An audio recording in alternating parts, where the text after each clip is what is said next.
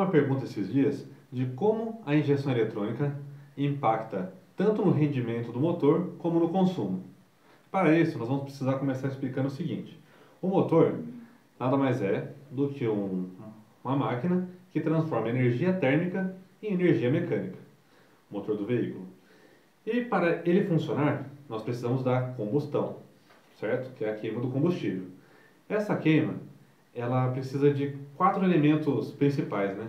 Alguns em física, em química chama de tetraedro do fogo, né? Que seria o quê? O combustível, que no nosso caso um ciclo Otto é ou álcool, ou etanol, ou gasolina, ou GNV.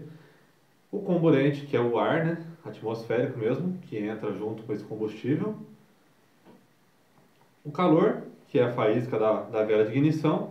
E nós precisamos ter estequiometria. O que seria a estequiometria? É a quantidade exata desses três itens na proporção certa ali, para que isso forme a explosão mais perfeita. Então, para isso acontecer, antigamente usava-se o carburador. E o carburador tinha tudo isso calculado, em ventures, giclês e vários componentes internos que fazia esse cálculo e pela própria depressão causada no coletor de admissão puxava esse combustível. Tudo isso feito de forma mecânica, com ajustes, bem complicado de fazer uma regulagem, bem complicado de fazer um acerto 100%. Aí, como tudo, com a automação foi evoluindo, veio a injeção eletrônica. A injeção eletrônica, ela gerencia esta parte do motor. Ela tem sensores que fazem leituras para mandar informação para a central, e a central, por sua vez, com essas informações, atua no que a gente chama de atuadores, para que isso vá funcionando da melhor forma possível. Então nós temos aqui, eu vou colocar alguns sensores básicos de funcionamento. Nós temos o sensor de rotação, que vai lá no virabrequim do veículo, que faz a leitura de quando o motor começa a girar. E pelos dentes, é tudo calculado de forma que ele consiga dali interpretar em qual posição que está a parte de baixo do motor. Quando o primeiro cilindro está subindo, quando que é o segundo e assim sucessivamente. Esse cálculo é feito para quê? Para que os bicos injetores e a faísca seja direcionado na hora certa. Aí, se a gente for detalhar, tem injeção que é sequencial, semissequencial. Mais para frente a gente detalha esses assuntos em outros vídeos. Mas, basicamente, ela faz a leitura ali para que seja injetado esse combustível. É feita a leitura da temperatura do ar, porque precisa saber como está a temperatura do ar para saber quanto combustível precisa. E a temperatura do líquido de arrefecimento, que na verdade também é mais ou menos a temperatura do motor, para assim a central calcular ali o que ela precisa para iniciar essa partida. Ela vai colocar uma quantidade de combustível ali correta para fazer essa primeira injeção de combustível. O motor entrou em funcionamento, a sonda lambda, que é outro sensor principal, começa a fazer essa leitura também. E ela começa a fazer a leitura o quê? Se essa queima está ocorrendo certinho. Que a gente chama de se a mistura está rica ou pobre, né? Se tem muito ar ou pouco ar. Ou muito combustível e pouco combustível, né? Tem que ter uma proporção certa. E essa mistura, geralmente, a boa parte dos veículos trabalha de forma alternada, né? Fica mistura, variando entre as duas misturas, para conseguir o melhor acerto.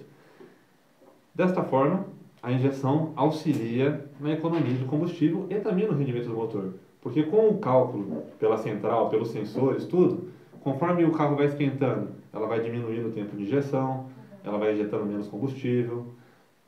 Dependendo da temperatura que o ambiente está, ela também injeta menos combustível na partida inicial. Tudo isso proporciona uma economia de combustível em relação ao carburador. E, no caso do rendimento do motor, por ela ter essa precisão de leitura, e cada dia vem avançando mais. Hoje a gente tem um monte de sensor que envolve o motor, tudo pensando no quê? No rendimento. E isso vai proporcionando cada vez mais uma injeção correta de combustível, um controle do fluxo de ar mais preciso, para que essa mistura possa ocorrer da melhor forma possível. Aí vai entrando outros componentes aí, como variador de fase, que adianta e atrasa o ponto aí de acordo com a necessidade do veículo, para obter tanto economia quanto potência na hora necessária, sem comprometer, né, o funcionamento do motor. E também temos outros quesitos aí que vêm evoluindo com o tempo, que é a injeção direta, o bico direto na câmara de combustão, já é uma tecnologia mais inovadora aí, já tem há tempos na linha diesel, mas na gasolina tem ganhando força a cada dia, que é visando também não só a economia de combustível e também o rendimento do motor, como outro fator principal, assim, fundamental hoje na indústria automobilística, que é a preservação do meio ambiente, né? Vamos colocar aí, seria a emissão de poluentes, que as evoluções também vêm sempre acompanhando esse aspecto. Espero que vocês tenham gostado do conteúdo. Compartilhe aí com seus amigos. Deixa um like se você gostou desse vídeo. E qualquer dúvida que você tiver, manda para nós aí que nós vamos tentando responder. Tá bom? Muito obrigado. Até mais.